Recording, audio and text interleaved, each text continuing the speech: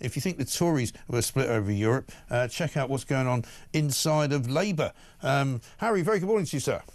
Morning, Mike. So, I mean, I've got to ask you about this new book, first of all, the Sunday Times book, which paints a very curious picture of the man Keir Starmer. The book's called Get In. Your colleagues, my colleagues in the building, Gabriel, Pogrund and Patrick Maguire have written it. I mean, they paint this picture of a guy who's kind of a bit of a solitary figure. You know, the analogy that he's sitting at the front of a driverless train because he thinks he's driving it, but he's not really. He wants to be Prime Minister, but he doesn't really know why. I mean, it's a very odd kind of, individual that he would appear to be. Yeah, so there's been relatively few books, really, about Keir Starmer. I mean, he's been on the scene for years, really, even as a sort of prosecutor and then as an opposition politician. But he seems to have escaped the sort of boroughs. There was one written by his good old mate, a guy called Tom Baldwin, who wrote this sort of glorious hagiography of him. How brilliant was and what a normal bloke he was because he likes football and football. And that's he should be Prime Minister because he's such a normal bloke. But this actually paints, you're right, a much more damning picture, having actually talked to people around him. And these are people that are meant to be his biggest supporters. Yeah. Well, so even in their sort of most optimistic moments, they realise that actually they're doing a lot of the heavy lifting. Now look.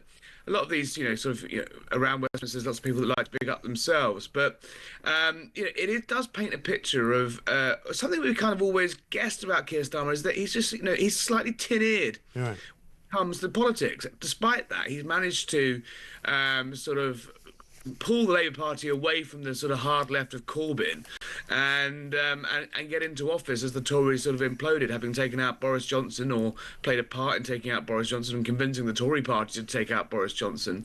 But what's fascinating is quite how powerful lots of the people around him and behind him are, who are extremely big P political and actually sort of devote their lives to sort of getting the Labour Party where it is. And actually it seems to be that the sort of technocratic manager Keir Starmer outsources almost all of his politics to these other people. Right. So you can get quite far with that, but actually being Prime Minister, you've got to be instinctive. You've got to make a decision. You've got to go on your gut sometimes. And so I wonder how long being that sort of that sort of small P political works for a Prime Minister when they're surrounded by sort of politics every day. Exactly right. And they paint him as a kind of HR manager type more than anything else. And the other thing that I thought came out of it rather interestingly was that Rayner is far cleverer and more manipulative and Machiavellian than anybody gives her any credit for. Yeah, I think someone to be seriously underrate Angela Rayner at your peril. She did those amazing moments where sort of she was ready to basically go. Apparently she had a 5,000 strong rally ready to go. She had the unions on side. I mean, that really read to me like, she pulled back from the brink before back in 2020 in the wake of the 2021. When was it? It was a Hartlepool election 21 when Keir Starmer was wobbling and there was other points where he tried to fire and she was ready to go. And it basically read to me like a sort of coded warning of I did it once and I didn't pull the trigger, but my God, I could do it again. So don't you dare try and, prune my powers any more than you already have, because she's obviously lost the she's not really the Deputy Prime Minister. So that's Pat McFadden, the Deputy Prime Minister role. She's got the title, but she hasn't got the power. Right.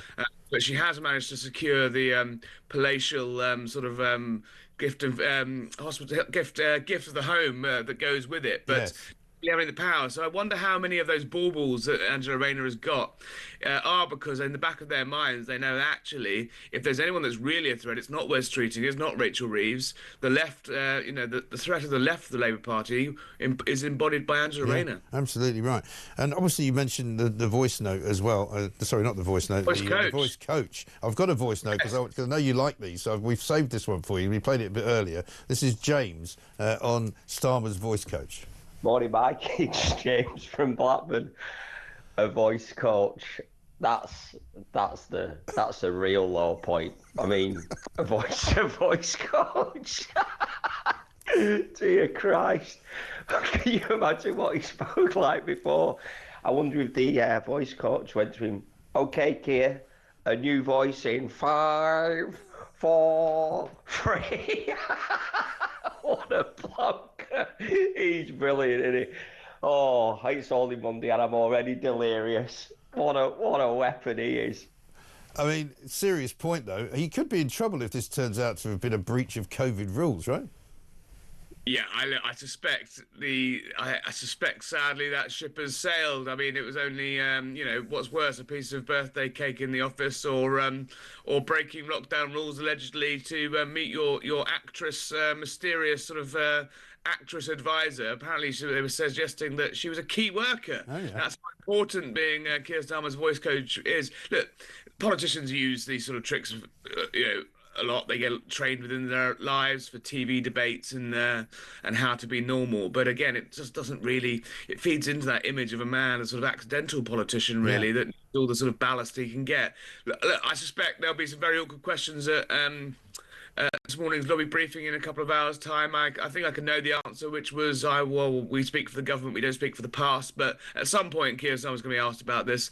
Obviously, he did make all those grandiose promises when he was trying to get rid of Boris Johnson. If he was ever found to breach any lockdown rules, he would resign. Now, the tricky thing about this was Tier 4 back in Christmas 21 was, Christmas 2020 was really quite strict. This wasn't just guidance. This was actually the law. This was changed by statutory instrument. Yeah. So actually, unless you were directly working as a in COVID response, or you had no other excuse not to go to work, you were meant to be doing it from home. Now, the awkward thing for Starmer is at other points during the pandemic, this voice coach is there on Zoom and is guiding him virtually. So why she couldn't do it that particular day, which was Christmas Eve, if you cast your eyes back, it was when Boris Johnson secured a Brexit deal on Christmas Eve. And I remember I was at the Downing Street press conference, sitting probably in this very chair now, because we couldn't go to Downing Street. We were told it cannot happen in person. Right. So we're going to do it virtually. This is one of the biggest moments of the country, had faced, biggest moments of Boris Johnson's premiership, and they couldn't even have journalists into Downing Street to talk about it. Right. So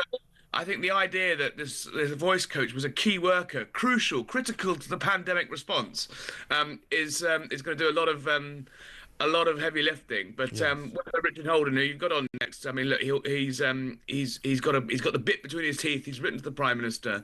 I suspect the answer to that letter will be to file it in a bin.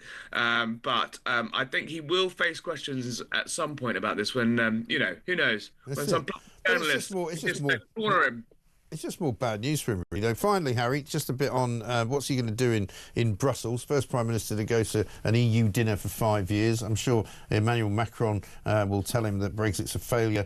He will try and sort of suck up to them and say we must change the guidance, we must change our relationship. What's he going to come back with, do you think?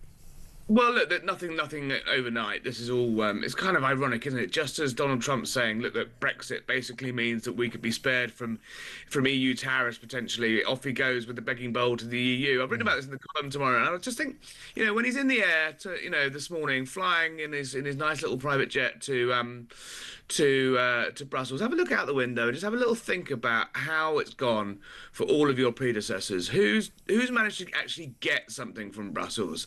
Theresa May didn't. She played, she tried to be reasonable and play nice. David Cameron tried to do, the sort of technocratic niceties and offer concessions and play nice.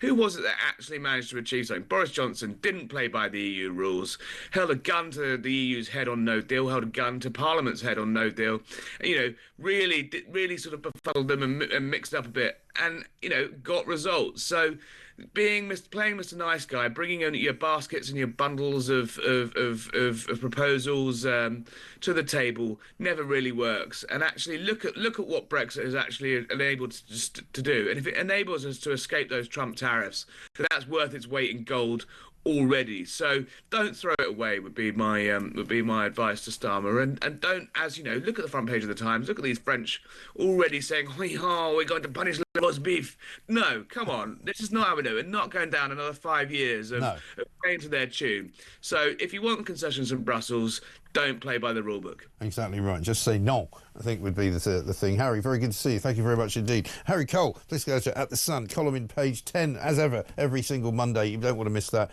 in The Sun today.